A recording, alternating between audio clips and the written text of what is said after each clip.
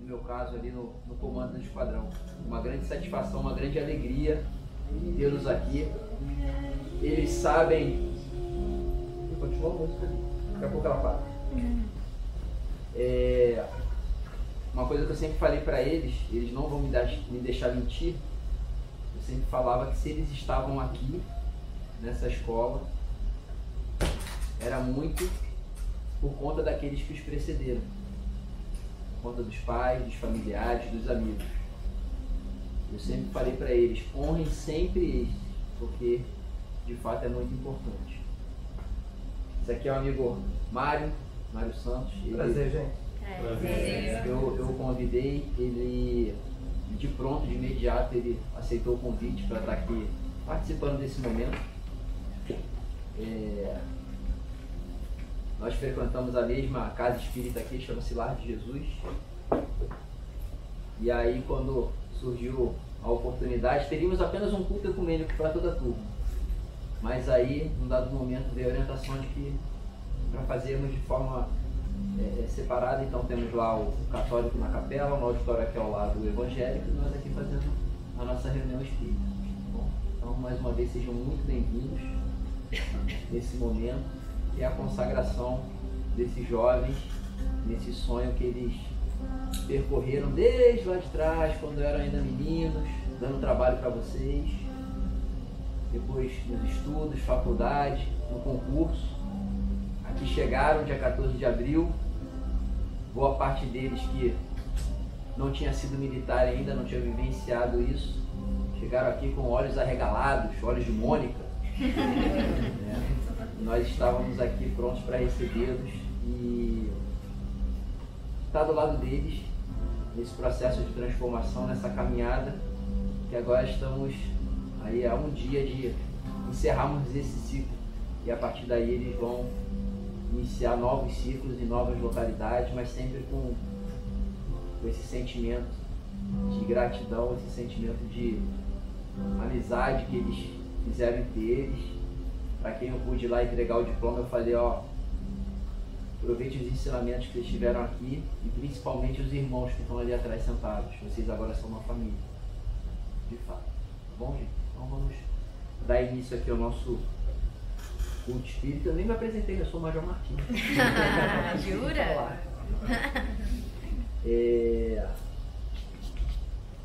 Então aí a nossa solenidade, nossa reunião espírita, vamos colocar assim, em homenagem à conclusão do curso da turma Osiricida. Então vamos fazer uma breve leitura aqui. Sejam muito bem-vindos a esse momento de luz, prece e reflexão, e nos reunimos sob a proteção de Deus, de nosso Mestre Jesus e dos espíritos benevolentes que nos assistem. Com profunda alegria e gratidão, iniciamos essa reunião espiritual dedicada à celebração de mais uma etapa vencida por nossos irmãos formandos. Essa não é apenas uma cerimônia formal, é sobretudo um instante de elevação interior em que reconhecemos a importância do esforço, da disciplina, da fraternidade e do amparo divino ao longo da nossa caminhada.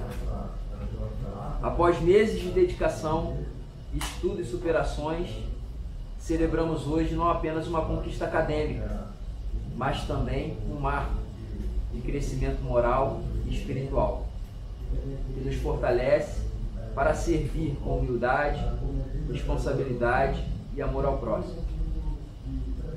Convidamos a todos, portanto, para que serenem seus corações, elevem seus pensamentos ao alto e busquem, em sincera comunhão, sintonizar-se com os espíritos superiores, que com certeza estão aqui nos abraçando, bem como aqueles que só não estão aqui na matéria, mas com certeza estão aqui vibrando e muito com a conquista de cada um de vocês. Que essa reunião se faça em ambiente de paz, harmonia, inspiração, permitindo que as bênçãos do alto toquem suavemente a alma de cada um de nós. Dessa forma a gente dá início a nossa reunião. E para a gente aquecer ainda mais os nossos corações, a escolha aqui da nossa querida Bárbara, que foi quem elaborou esse roteiro, vou convidá-los para a gente poder juntos fazermos a canção de uma oração, que é a oração de São Francisco de Assis. Bom.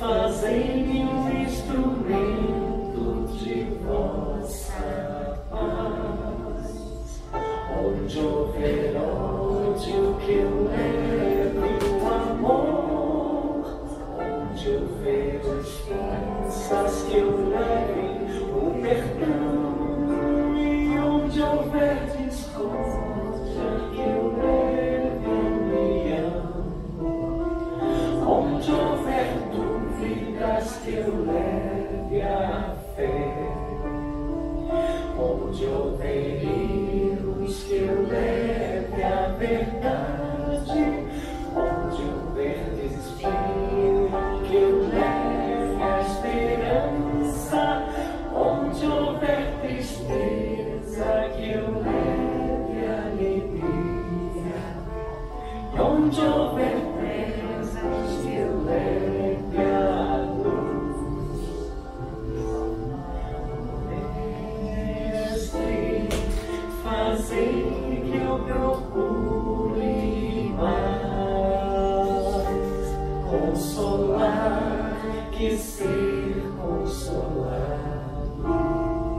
compreender que ser compreendido,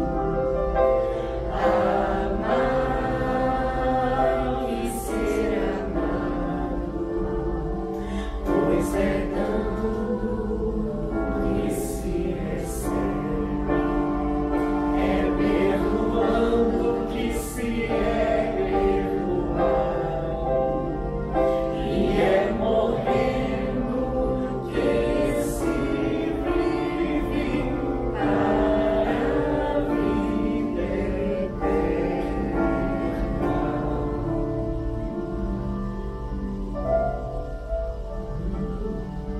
Ó Mestre,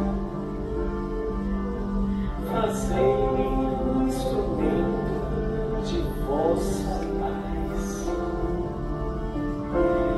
onde houver ódio, que eu leve o amor, onde houver ofensas, que eu leve o perdão, onde houver discórdia, que eu leve a união, e onde houver dúvidas, que eu leve a fé, onde houver erros, Mestre amado, que eu leve a verdade, onde houver desespero, a grandeza da esperança, e onde houver tristeza, a tua doce alegria, e onde houver trevas, que eu leve a luz. Mestre,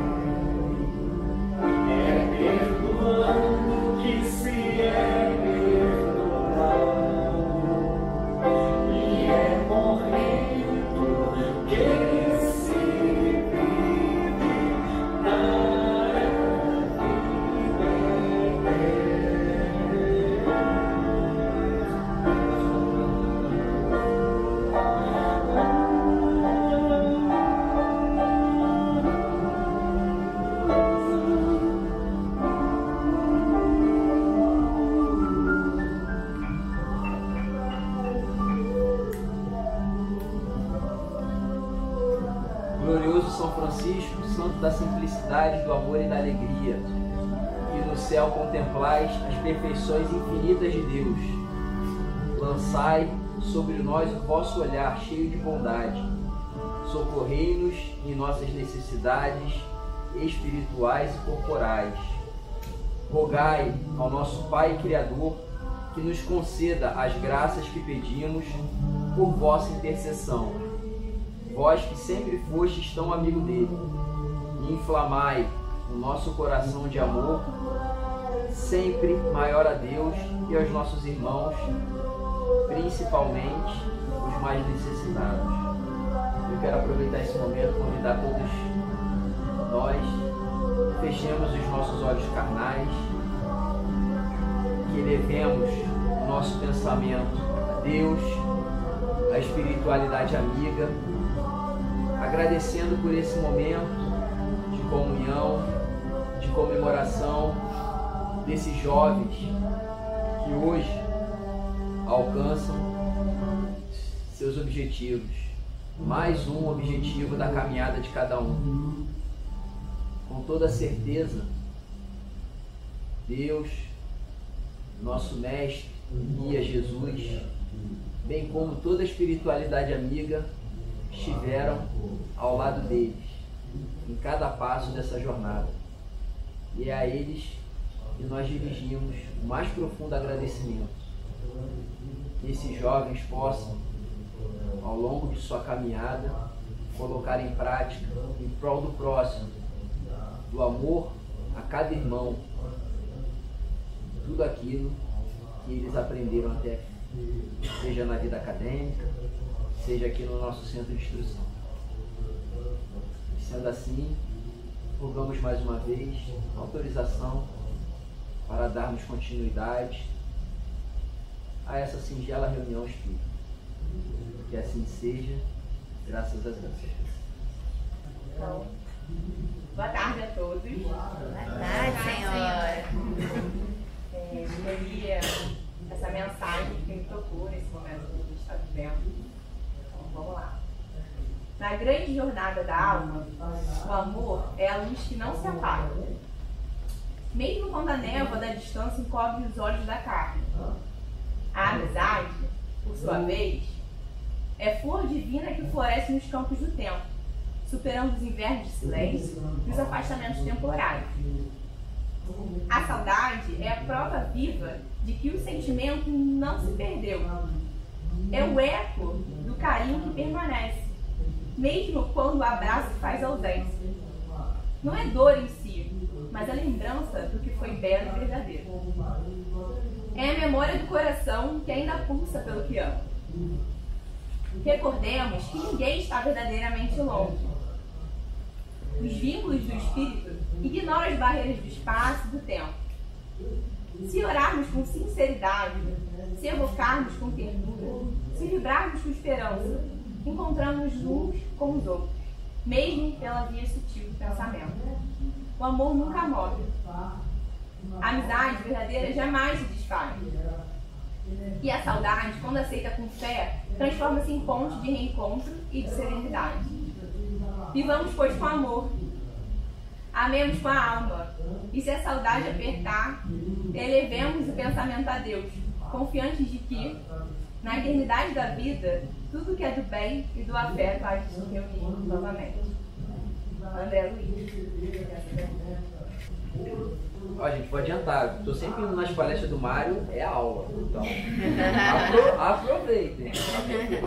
Boa tarde a todos. Boa tarde. Antes de nós iniciarmos o nosso trabalho dessa tarde, que é estudar um pouquinho do Evangelho, é estudar um pouquinho da codificação por Allan Kardec, nós temos 45 minutos para mais.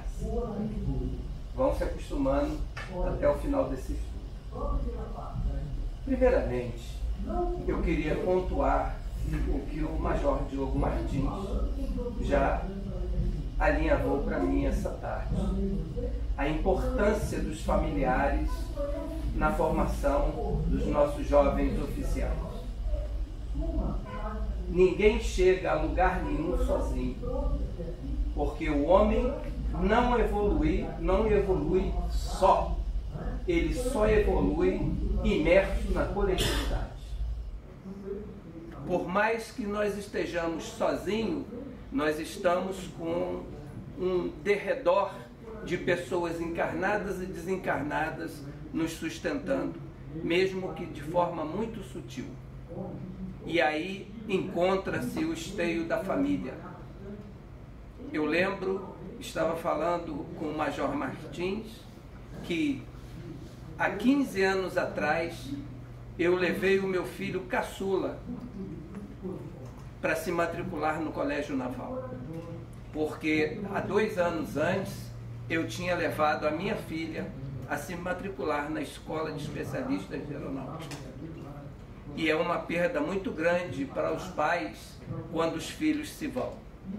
Eu imagino vocês, pais, cônjuges, companheiros, a dificuldade que será ver os seus filhos trilharem novos rumos, muitas das vezes distantes de nós outros. Mas nós temos que nos adaptar, porque não é perda, porque a distância, quando se ama, ela não existe, ela desaparece. Porque nós estaremos sempre ligados uns aos outros pelo pensamento, pelo amor e pelo bem. Então, parabéns a vocês que sustentaram esses jovens que serão os nossos futuros comandantes dentro de suas áreas de atuação.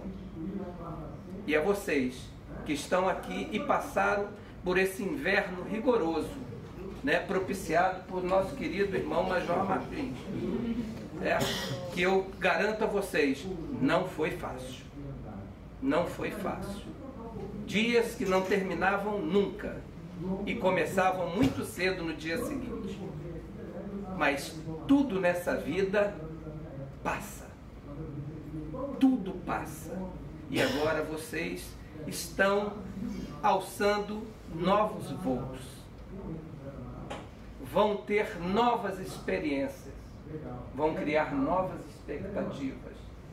E os pais, os parentes mais próximos, os cônjuges e os companheiros se sentem parte dessa construção. Imagino como o senhor deve estar se sentindo nesse dia de hoje. Vendo que aquilo que era uma criancinha muito pequena hoje se tornou isso que está aí. Não é fácil para o pai. O coração mais frio se derrete num momento desse, porque é um momento de muita alegria e júbilo. E eu preparei para nosso estudo dessa tarde uma singela palestra envolvendo, sobretudo, as nossas responsabilidades como espíritos imortais que nós somos. E o Major Martins separou 4 itens para nós abordarmos aqui nesta tarde. E o primeiro é a importância da fé raciocinada e da disciplina espiritual. Eu vou trocar a disciplina espiritual pela disciplina do espírito, porque todos nós somos espíritos, encarnados ou desencarnados. E todos nós, espíritos encarnados ou desencarnados, estamos uns aos outros ligados por uma tessitura muito sutil construída pelo Pai, que se chama fluido cósmico universal. É por meio desse fluido que todos os seres encarnados e desencarnados da criação se ligam e se vinculam. E todos solidariamente têm na criação o seu propósito e o seu desiderato. Então, assim diz o Evangelho segundo o Espiritismo, codificado por Allan Kardec, em seu capítulo 24. Não ponhais a candeia debaixo do alqueire. Lá nós temos que a fé raciocinada, por se apoiar nos fatos e na lógica, nós temos aqui formandos que trabalham exatamente com isso, com a lógica e com a razão. E é por meio da lógica e da razão que vão desenvolver seus papéis dentro da Força Aérea Brasileira. Então é importante nós fazermos essa pontuação da fé raciocinada. que foi muito pertinente esse propósito. A criatura crê porque tem certeza. E ninguém tem certeza senão porque compreendeu. Nós só admitimos como verdade certos fatos se nós o comprovarmos de forma empírica ou de repetições, ad infinito do mesmo fato, ocorrendo do mesmo jeito, guardadas as devidas temperaturas e pressão, como nós aprendemos nos bancos escolares. E ninguém tem certeza senão porque compreendeu. Eis porque não se dobra. Fé inabalável é aquela que pode encarar de frente a razão em todas as épocas da humanidade. Está aí a importância da fé raciocinada. É encarar de frente tudo aquilo que nos é estranho ao primeiro momento. Mas com o passar do tempo, a gente verifica, compreende e tem aquilo como verdade e seguimos, não por dogmatismo, mas por certeza, por razão e por lógica. É isso que a doutrina dos espíritos, codificada por Allan Kardec, quer que nós tomemos por base e sigamos em frente. Continuando ainda. Incerto no capítulo 11 de A Gênese, item 47, Kardec diz que, agora eu vou contar uma história. Vocês são quantos? 70 aí? 3. Eu vou contar uma história agora de 200 e poucos marinheiros. Mas notem bem, eu irei fazer uma analogia com isso que eu vou ler, com vocês que estão aí. E vocês vão se ver realmente que o homem, ele tem a necessidade de sair para buscar os seus sonhos, para que eles se realizem. E assim diz Allan Kardec na Revista Espírita de 24 de maio de 1861, chamado A Fragata Ifigênia. A fragata Ifigênia transportou a Nova Caledônia, arquipélago que fica a 1.300 quilômetros da costa da Austrália. Tem gente aqui que vem de um lugar mais de 1.300 quilômetros, não tem não? Tem não? Quantos mil? 2.000. 2.000. Por que você está aqui hoje a 2.000? Porque alguém buscou um sonho. Concorda ou não? Quem tiver mais pertozinho está a 500, que é o Rio de Janeiro. Não é verdade? Mas teve que se deslocar para cá. Tiveram ou não tiveram? Porque um sonho, muitas das vezes, não se encontra no lugar onde nós estamos habitados ou habituados. Estão muitas das vezes longe. E para que a gente busque aquele sonho, a gente tem que ir buscar e voltar. É a volta gloriosa para casa. E, além do dever cumprido, o sonho realizado. Uma nova carreira se descortina por toda a frente. Isso é muito maravilhoso. Sobretudo para nós que somos pais. Sobretudo para nós que somos pais. Porque não tem dinheiro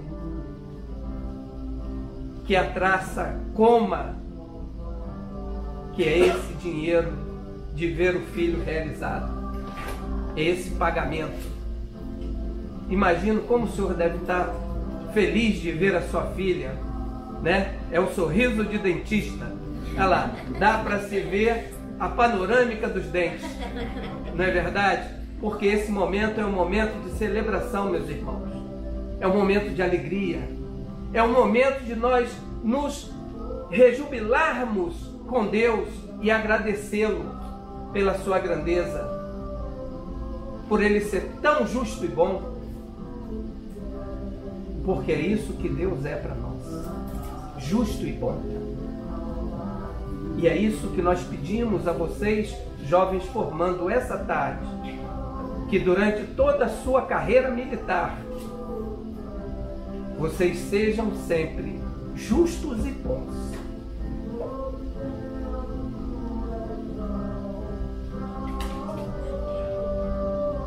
fica a 1.300 quilômetros da costa da Austrália e 16 mil quilômetros da França, 16 mil quilômetros de Paris. Saíram 231 marinheiros da costa da França e foram para um mundo novo, e foram habitar um mundo novo.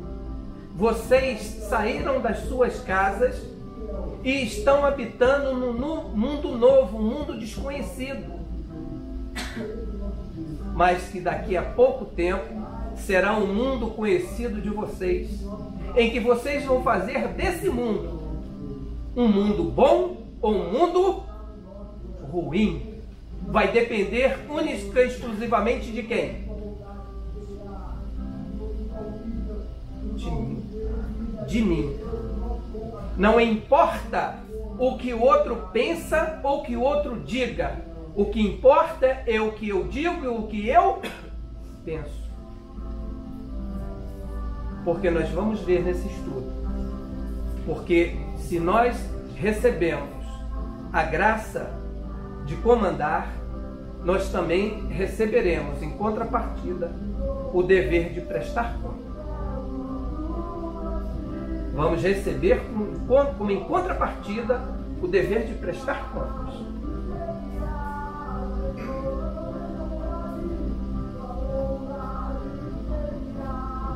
O comandante do navio disse: entendei as minhas palavras. Lembrem-se sempre do seu comandante. Lembrem-se sempre do seu comandante, porque certas palavras que o seu comandante disse, nessa adaptação, vocês vão lembrar durante toda a carreira de vocês. Porque esse momento de adaptação é o esteio que vocês vão ter para cumprir a missão de vocês. Então prestem bem atenção nas palavras desse comandante. E entendam a desse comandante aqui, que é a mesma, guardada, evidentemente, às suas épocas. Escutai as palavras e os conselhos dos vossos chefes. Estou à frente deles. Entendei bem as minhas palavras. A nossa disciplina é severa, ou não é severa? Ou vocês não acharam que de vez em quando a corda apertava? Apertava ou não? Ah, bom. Se não apertou, está errado. Tem que apertar. Tem que apertar. Porque esse momento é momento de aprendizado. E diz Kardec: a nossa disciplina é severa. E assim tem que ser.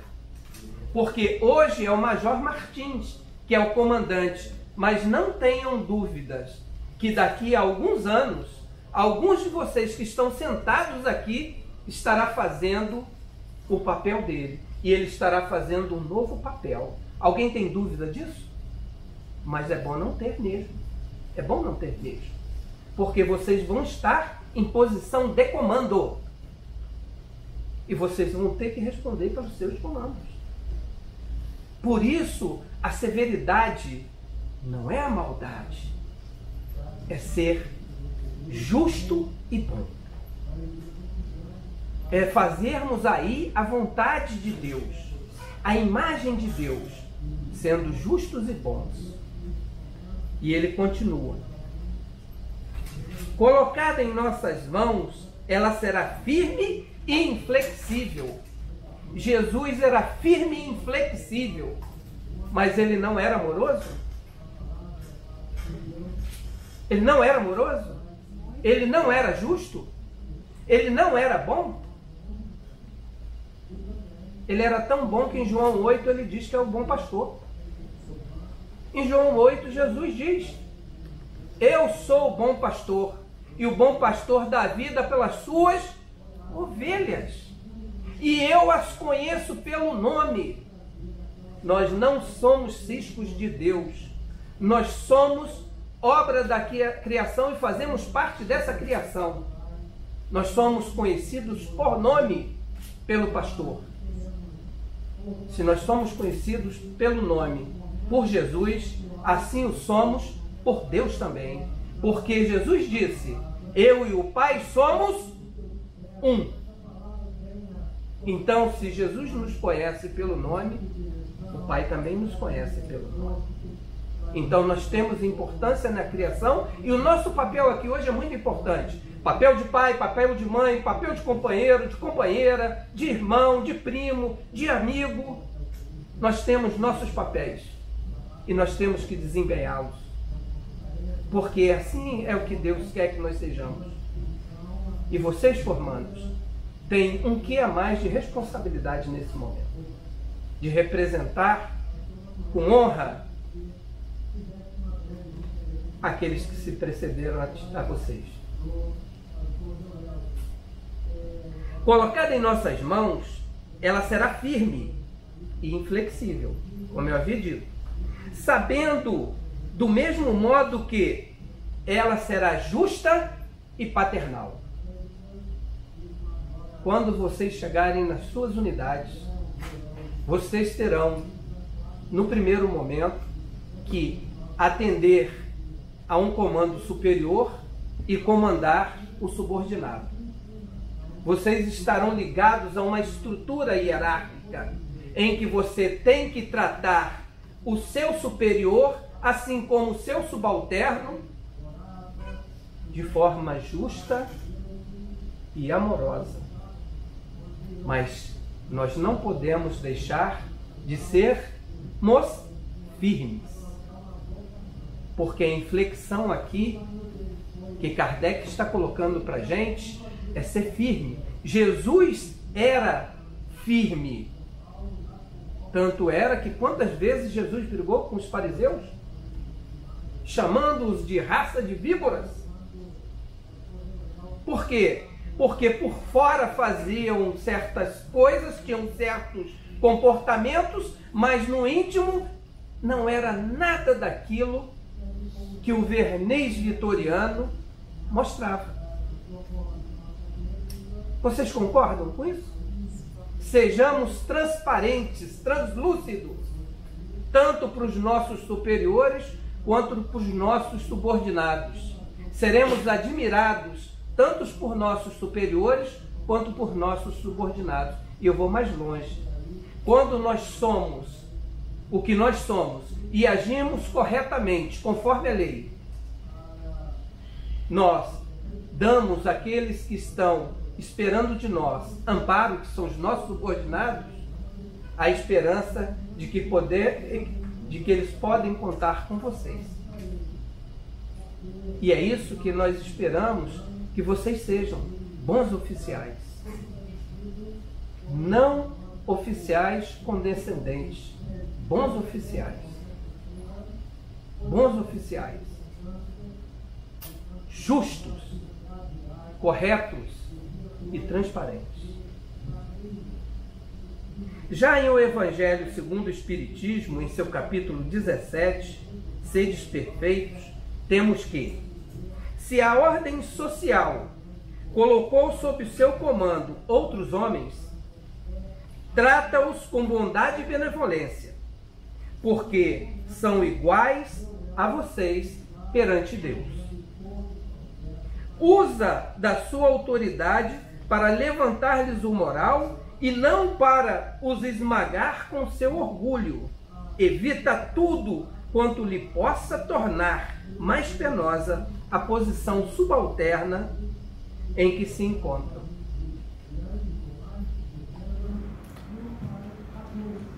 Serve para nós? Serve como farol? Como nós devemos nos comportar? Serve ou não serve? Kardec escreveu isso aqui em 1864. Kardec escreveu isso em 1864.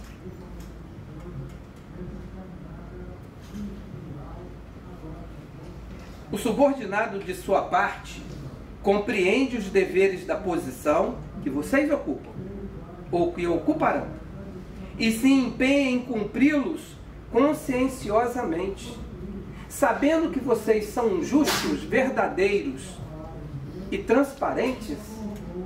O subordinado vai ter em vocês o arrimo necessário para que eles possam desempenhar suas funções. É o engenheiro que tem o sargento técnico como desenhista ao seu lado. É o médico, é o farmaceiro que vai ter o sargento, ou o cabo, ou o soldado ali ao seu lado, trabalhando em conjunto, em que todas as partes daquela tarefa diária são importantes. Mas imagine se eles não tiverem confiança em vocês. O trabalho vai ser fácil? Não vai ser, meus irmãos. Por isso nós temos que tratar todo mundo com bondade, com justeza. Porque é assim que é da lei. Item 2. Nós só temos 4 itens, tá bom, gente? O papel do militar como servidor do bem coletivo. Aqui nós temos um outro ponto crucial na vida do militar. É o trato com o bem público. Trato com o bem público. E eu escrevi assim para essa tarde. O papel do militar, de modo geral, é cuidar do patrimônio material e imaterial. Porque o materialista, quando chegar no seu ambiente de trabalho, só vai ver a matéria. Mas o espírita que crê no mundo material e imaterial vai ver também que existe mais além disso. Há pessoas, há espíritos também que nós temos que cuidar. Não só do bem público, como sendo o bem público físico, mas o bem público humano. É importante que nós tenhamos um ambiente sadio de convivência e trabalho.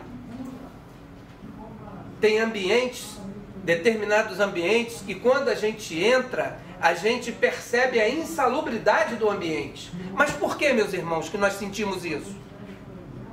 Porque nós construímos o ambiente. Somos nós que fazemos os ambientes. Que o ambiente de trabalho de vocês, aqui se formando, seja os melhores ambientes possíveis. Que vocês tenham um ambiente de muita harmonia, muita paz e muito propósito na tarefa de vocês. Para tanto, chamemos a atenção de todos que esse cuidado pode ser encarado de 2 maneiras diferentes. Ou por obrigação legal, essa é uma maneira de encarar a coisa pública, como obrigação legal. E a outra é a do espírita cristão, ou por dever moral. O espírita cristão, ele não tem a obrigação legal, ele tem o dever moral. Aí vocês vão me perguntar, Mário, qual a diferença se você está cuidando do bem? A diferença é que quando eu tenho a obrigação legal, há algo que me impele a cumprir aquilo que está escrito, que é a lei. Agora, quando o dever é moral, há uma obrigação que parte de dentro para fora. É assim que nós devemos encarar o nosso trabalho daqui para frente, como dever moral e não como obrigação legal. Porque como obrigação legal você vai cumprir o seu papel. E ponto. Agora, quando o dever é moral, há uma luz que se acende em você mesmo. Aí é que vem o problema da humanidade. Lembram da fábula do vagalume da serpente? Todos lembram ou não? Não? Então vou contar para o senhor. Vou contar para o senhor. Certa vez na floresta, tinha um vagalume que zanzava de lá para cá toda noite. E a serpente olhava aquele bicho fazendo luz e falava assim, não é possível que esse troço não acaba a luz. E vinha para lá, ia para cá, e a serpente virou e falou assim, olha, eu vou pegar esse bicho e eu vou acabar com essa luz. E corria para cá e corria para lá, e o vagalume se esquivando da serpente. Até que certo dia, a serpente emboscou o vagalume. Mas antes de comer o vagalume perguntou à serpente: por que me persegues? Eu não faço nem parte da sua cadeia alimentar. Sim, é porque eu não consigo conviver com o seu brilho. O dever moral faz com que nós brilhemos naturalmente. Não por querer brilhar, mas porque a luz brilha. Sabe por quê? Porque Jesus falou isso no Sermão do Monte. Nós temos uma luz. E Jesus nos convida a fazer essa luz brilhar. A fazer essa luz brilhar. Façam a luz de vocês brilharem. Hajam não por obrigação legal, mas por dever moral. Dever moral é aquele trabalho que eu tenho que entregar e eu tenho que gastar mais meia horinha fazendo esse serviço, gastar essa meia horinha não por obrigação, mas por sensação de dever. Porque ao entregá-lo, o dever está cumprido.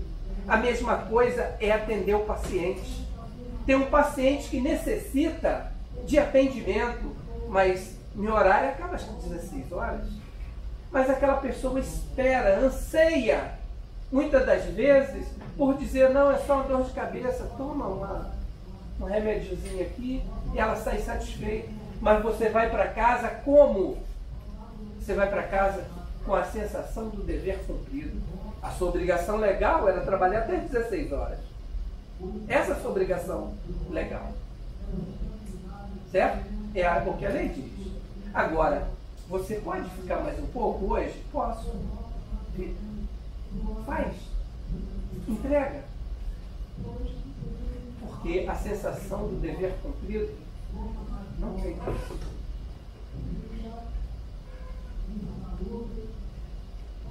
Para tanto, chamamos a atenção de todos, com esse cuidado. E o Evangelho segundo o Espiritismo, em seu capítulo 17, Sejam Perfeitos, Kardec vai escrever assim: o dever é a obrigação moral da criatura para consigo mesmo primeiro. Então esse dever moral, primeiramente, é para comigo.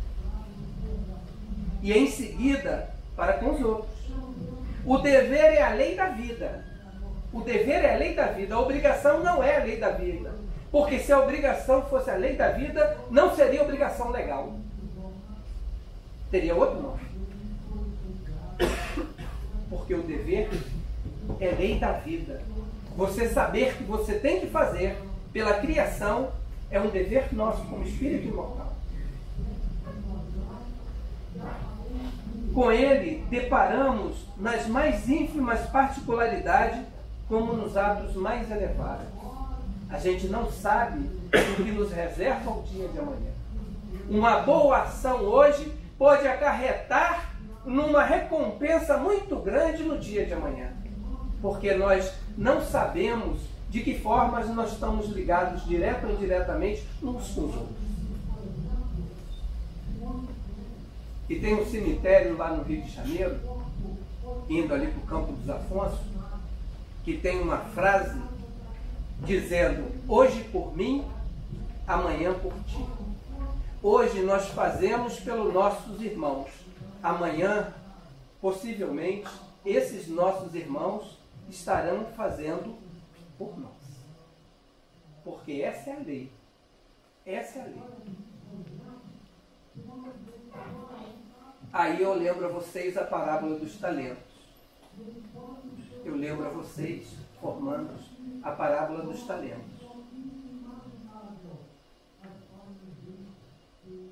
Pois será como um homem que, se ausentando do seu país, chamou seus próprios servos e entregou-lhes seus bens.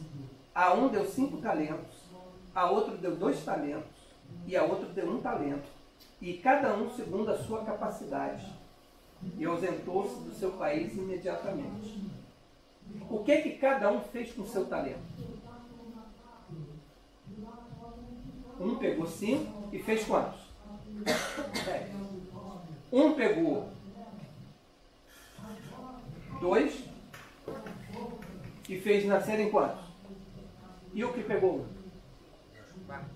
Ele fez o quê? Ele fez o quê?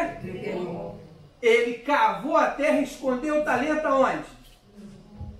Escolheu o talento debaixo da terra. O que ele produziu? Não produziu? Nada. É isso que a gente faz quando a gente usa o escudo da obrigação legal. A gente esconde o nosso talento. Todos vocês presentes aqui têm talento. Sobretudo, vocês que vão começar uma nova jornada. O que vocês têm que fazer com esses talentos? Multiplique-os.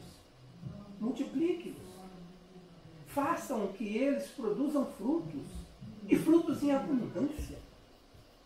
Porque também isso é da lei. Isso é da lei. 3.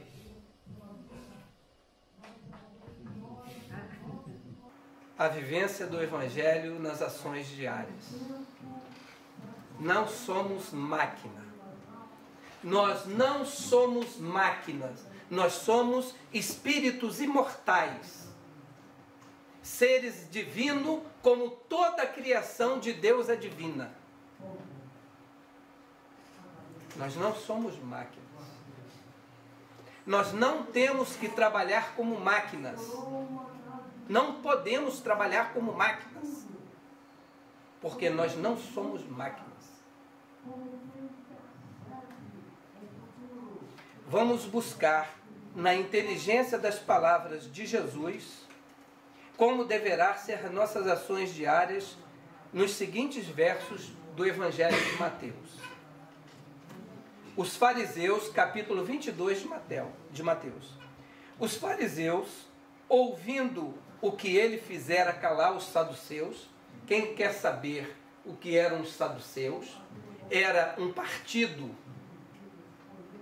judaico que tinha uma ascendência muito grande no templo de Jerusalém. Eram poucos, mas eram muito influentes. Mas eles não acreditavam na imortalidade da alma. E eles contaram uma história para Jesus, falando que uma mulher tinha casado com um marido e esse marido tinha 7 irmãos. Vocês já escutaram essa história? Ou ainda não? Bom, a lei judaica diz o seguinte, a lei mosaica, né? Melhor dizendo. A lei mosaica diz o seguinte: se você casou e não deixou descendência, morreu e não deixou descendência, a sua mulher vai imediatamente para o irmão mais velho, depois de você. Ok? E os saduceus propuseram o seguinte enredo para pegar Jesus. Um homem tinha mais 6 irmãos, eram 7 irmãos. O mais velho casou-se com a mulher, não teve filho. A mulher foi para o irmão mais velho. O irmão mais velho morreu e também não teve filho a mulher. E assim foi até o último, até que o último morre. Bom, até aí, beleza. Qual foi a pergunta dos saduceus? Quando essa mulher morrer e for para o céu, de quem que ela é esposa? De quem que ela é esposa? E Jesus foi muito sábio na resposta, que é uma resposta estritamente espírita. No reino de Deus, os espíritos não se casam nem se dão em casamento, porque são espíritos. E assim, Mateus 22 prossegue. E aqui está a parte que nos interessa. Os fariseus, ouvindo o que ele fizera calar os saduceus, reuniram-se em conselho e um deles, testando-o, interrogou: Mestre, qual é o grande mandamento da lei? Uai, Todo judeu sabe quais são os mandamentos da lei. Está nas tábuas de Moisés. E as tábuas ficavam na arca. Concordam ou não? Todo judeu sabe disso. Todo judeu sabe disso. Mas o que esses fariseus queriam? Testar Jesus. Queriam testar Jesus. Ele lhes disse: amarás o Senhor teu Deus com todo o teu coração, com toda a tua alma e com toda a tua mente. Este é o primeiro e grande mandamento. O segundo, semelhante a este, amarás o teu irmão, o teu próximo, como a ti mesmo. Jesus pegou 10 mandamentos e as 613 leis que o judeu tinha que seguir, mitzvah, e juntou em 2 grandes mandamentos: amarás o Senhor teu Deus e o próximo como a ti mesmo. Então essa é a mensagem do nosso querido irmão Major Martins. Essa é a mensagem que ele queria passar para nós. Estamos aqui presentes. Que nós temos que nos amar.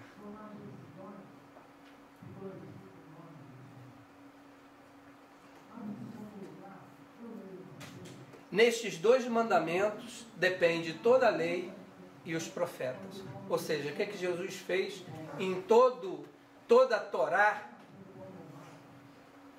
e todos os profetas? Reuniu em 2 grandes leis. E essa é a mensagem do nosso irmão.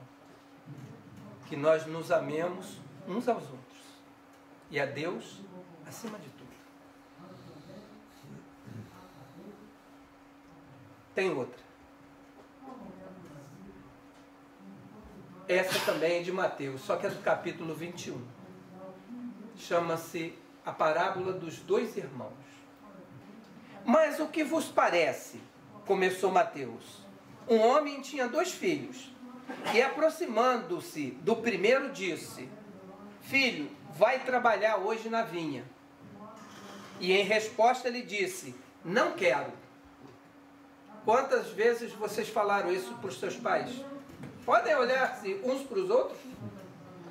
Quantas vezes? Não quero. Olha lá o papai olhando. Está de olho. Lembra? Porque nós, como filhos, somos assim. Nós somos assim, né? Há uma facilidade para dizer não para os pais muito grande, ou não é? Verdade. Mas aí o que ele acabou fazendo? Foi. Ele disse que não ia, mas foi. Mas depois, arrependendo-se, foi. Aproximando-se do outro, disse a mesma coisa. Em resposta, o outro disse: eu, mas não. E Jesus faz a seguinte pergunta: qual dos 2 filhos fez a vontade do pai? Primeiro. Aí o que acontece? Jesus estava dizendo que existem 2 tipos de pessoas: os que não fazem a vontade do pai e aqueles que, mesmo com muita resistência, faz. Ele estava falando dos fariseus, das prostitutas e dos coletores de impostos. Aí ele disse o seguinte, para a gente sintetizar essa passagem: quem vai preceder os fariseus no reino de Deus, segundo Jesus? Os coletores de impostos e as prostitutas. Porque quem era o público ativo de Jesus? Era a classe do templo? Eram os fariseus? Não, quem eram os seguidores de Jesus, grosso modo dizendo? Os mais simples, os mais humildes. Aqueles deserdados daquela terra. Porque eram deserdados da matéria, não do espírito. Não do espírito. Então, temos que vivenciar o Evangelho de Jesus na nossa jornada daqui para frente. Essa é a mensagem. E para nós finalizarmos, o item 4, tem 4 minutos, né? Convite à reforma íntima e à prática constante da caridade. Mais uma vez, eu vou buscar um livro de Allan Kardec. Vou buscar o Evangelho segundo o Espiritismo. Está no seu capítulo ainda 17, Sedes Perfeitos. O verdadeiro homem de bem, entenda-se homem de bem, o tipo humano. Não é homem e nem é mulher. É o homem com H maiúsculo, representando toda a humanidade. O verdadeiro homem de bem é o que cumpre a lei da justiça, amor e caridade. Mais uma vez, olha o que nós estamos propondo aqui esta tarde, meus irmãos. Amor, justiça, caridade. Precisamos ser flexíveis? Não. Temos que ser sempre justos. Sempre justos. Sabem por quê? Porque a lei da justiça não é uma baliza estreita. Ela tem um gap de movimentação dentro da lei. Que é aquilo que o seu senso moral vai dizer que pode ou não pode. Sem afetar a lei. Sem quebrar a lei. Isso é muito importante. Agora, se pode, pode. Se não pode, não pode. Porque a precedência aberta hoje é a porta escancarada no dia seguinte. E aí nós vamos ter aflições. Nós vamos ter noites mal dormidas. Porque nós não agimos conforme a lei. Mas não a lei dos homens, mas a lei de Deus. Se ele interroga a consciência sobre os próprios atos, a si mesmo perguntará se violou essa lei, se não praticou o mal, se fez o bem, todo o bem que podia, se desprezou voluntariamente alguma ocasião de ser útil. Muitas das vezes a oportunidade de servir bate a nossa porta e muitas das vezes o que a gente faz? Não quero. Age no primeiro momento como o primeiro filho. Mas o que nós esperamos de vocês? Que uma vez refletindo sobre aquela negativa, a gente entenda a necessidade de servir. E faça a vontade do Pai. É isso que nós esperamos.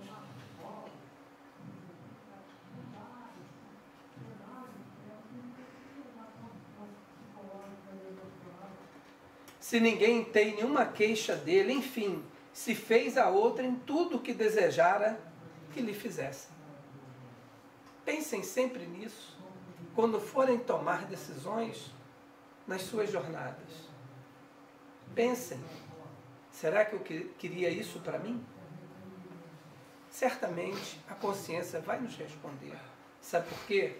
Porque a nossa fé é raciocinada. Nós agimos com razão. Não por dogma ou por convenção. Reconhece-se o verdadeiro espírita cristão pela sua transformação moral, pelos seus esforços que emprega para dominar suas más inclinações. Enquanto se contenta alguns com horizonte limitado, que apreende alguma coisa de melhor,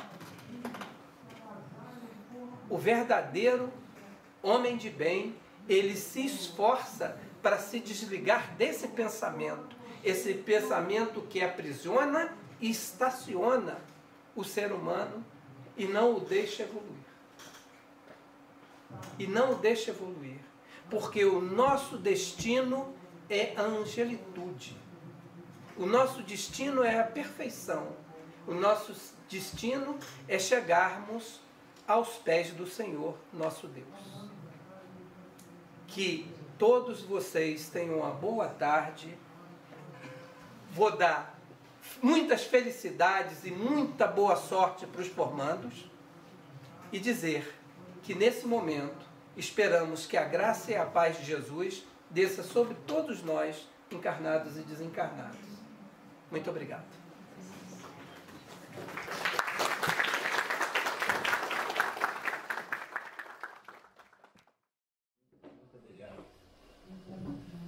Bom, gente, a gente vai já dobrando a esquina das horas e chegando ao final aqui desse nosso momento, desse nosso encontro.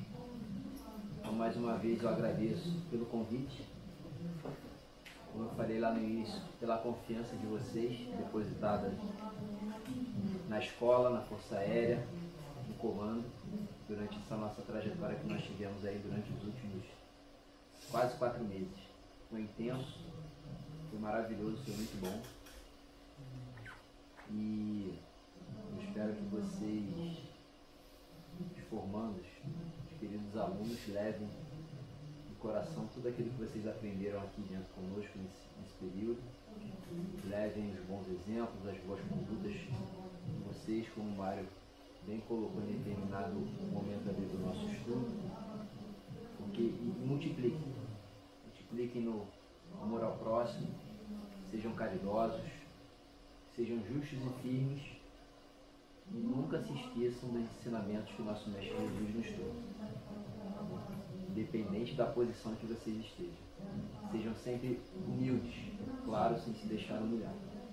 Sejam firmes e justos, tá bom? Agora, pedir ao Mário a gentileza de fazer a prece de encerramento e a partir daí, bom retorno às suas hospedagens, não vou dizer casas, né? Porque está um pouquinho distante. Tem serviço amanhã. Amanhã nós temos ainda o nosso encontro. Vai ser muito especial e vai ser muito emocionante também para todos nós. E eu me incluo também nesse pacote. Eu vou pedir ao Mário a gentileza de conduzir a prece final. Na sequência, um bom retorno às hospedagens, um bom descanso. Jovens, descansem. Já conversamos sobre isso. Deixa para curtir amanhã. Não, né? Deixa para curtir amanhã na hora do baile, depois chegar uma formatura. Tá bom? Então eu vou pedir a todos que se concentrem e busquem no fundo de cada coração aqui presente aquilo que vieram buscar aqui esta tarde.